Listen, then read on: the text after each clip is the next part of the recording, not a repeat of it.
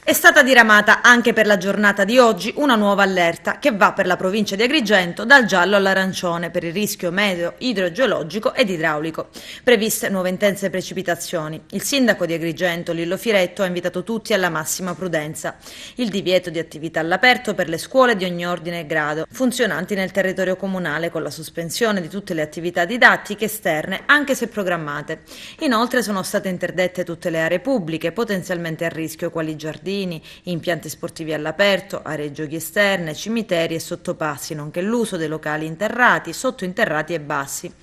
Infine sono sospese tutte le manifestazioni all'aperto, nonché le attività commerciali su strade e aree pubbliche.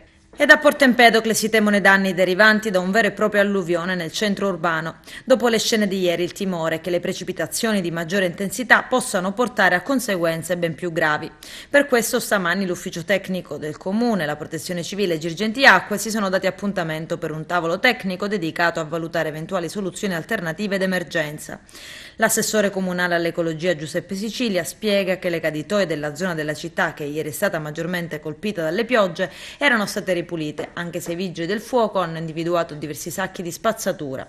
Ad oggi, prosegue l'assessore, esiste un problema, quello dell'esistenza di una rete delle acque piovane e fognarie che è mista, che si è aggravata in seguito ad alcuni lavori realizzati dalla società Girgenti Acque, che ha ridotto la capacità di deflusso delle acque piovane raccolte.